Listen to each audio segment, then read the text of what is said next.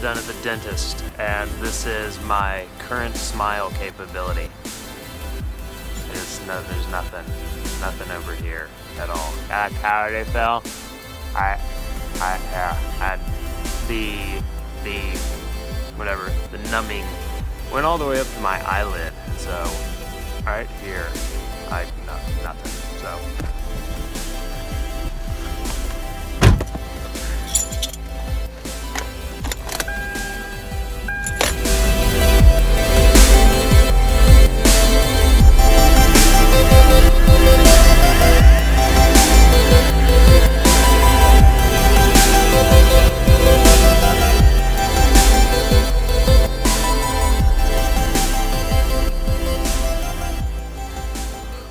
Hi, I'm in our Nashville office. You want to take a look with me? Anything to take the focus off of the dying right side of my face. Here we are, a nice big open space. Nice couch. Sometimes there's a television here. Kitchen where no one eats. Company values. Excellent coffee. Lovely view of the Citgo and apartments. This is Daryl's office. Hope you don't mind, buddy. But I actually work some in Daryl's office whenever he's not here because the lighting is just so lovely and wonderful. This is the office where I normally work. So need to tidy it up a bit, like any space that I inhabit. I've got a good standing desk right here. Vera desk. It's okay. I have some, I'll talk about that in a different video. But I got a nice monitor here, a ViewSonic 27-inch. Very comfortable chair. And here's our dark conference room that does not have a table. Here we go. As great as this.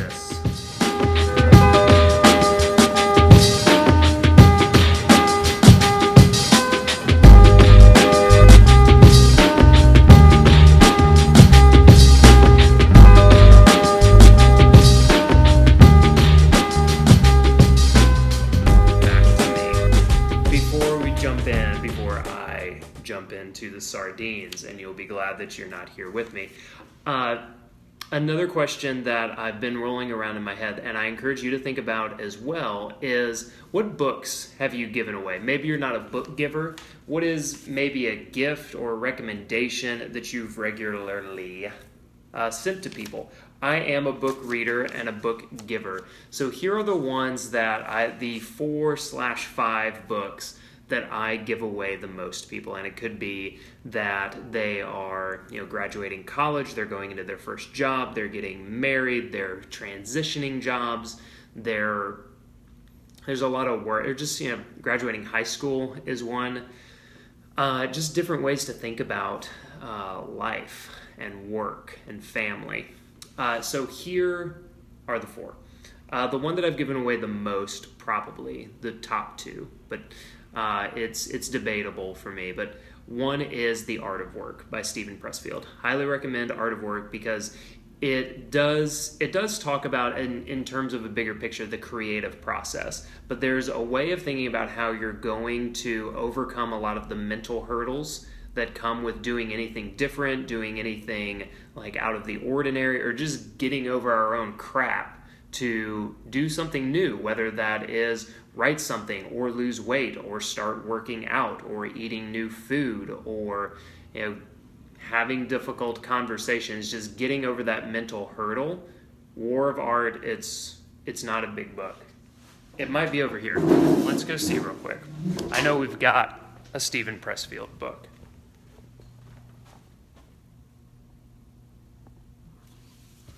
But it is not that one. We have Do the Work, which is also good. I don't recommend that one as much because Art of Work, or The War of Art is a Jeff Goins book. The War of Art is excellent. Number 2, the second book that I've given away the most is The Screwtape Letters by C.S. Lewis. It's my favorite C.S. Lewis book. That Great Divorce, also excellent.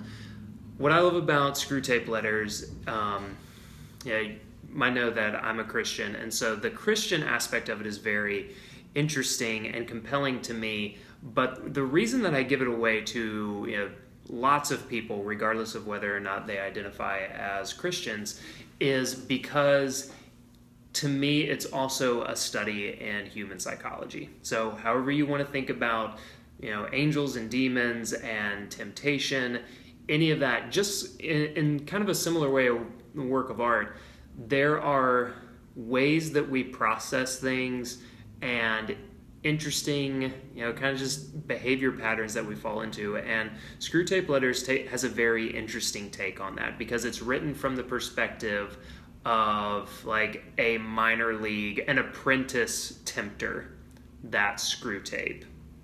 And then he's like always meeting with his mentor, Wormwood, or the other way around, okay? And Wormwood and Screwtape are talking about how to best like get this person into hell. And you think like, oh, well, we just have to get him to do all these terrible things and he'll go to hell. And it's nowhere close to that. It's like this steady, gentle decline, and that they're like, we can take our time. In fact, like doing awful things may not be that useful, because then it shows them how awful it is, and they could have like a moment where, just even a moment where they're like, oh my gosh, I'm really terrible. So it's a fascinating book. It's one that I give away a lot. The other 1/2, so this is like 3A and B. 2 books by Seth Godin. You can read either one. If you want a shorter book, then Tribes is fantastic. I've given away Tribes a bunch. Tribes was given to me by my dad, and it's been a really important book, one that we talk about a lot. It comes up a lot. So Tribes is great. Another one by Seth is Lynchpin, and also very, very important book for me when I was kind of thinking about what I wanted work to look like and my role in a company, in a team, and even with like job security and how you think about what a career is going to look like professionally. The last one, I haven't given this one away as much, but for a while it still makes the list because I think it's important. I would love to see him do a follow-up to it, but Whole New Mind by Dan Pink. And probably my favorite Dan Pink book, To Sell Is Human, is fantastic as well. You could read either one of those. He's a great storyteller / researcher. I think that's a very unique combination. Seth is more of a storyteller, but just such a brilliant one. Malcolm Gladwell, I think, is a fantastic researcher / storyteller. But Whole New Mind by Dan Pink, again, that's a book that for me really kicked off the thinking of like, there's a new way to work. There's a new way to do things. And hey, Stephanie. And Whole New Mind is what kind of kicked off that thought process for me. It's one that I recommend a lot to people, to kids, young adults in high school and college, especially as they're thinking about majors and what their maybe initial profession or career to be. So to recap, War of Art by Stephen Pressfield, Whole New Mind by Dan Pink. Again, I would love to see Dan Pink do like a 10-year follow-up to Whole New Mind. Lynchpin and or Tribes by Seth Godin, and then Screwtape Letters by C.S. Lewis. Those are the books that I've given away the most, and I would love to see in the comments what books you've given away the most. There are a couple more that just missed the cut, but yeah, these are them.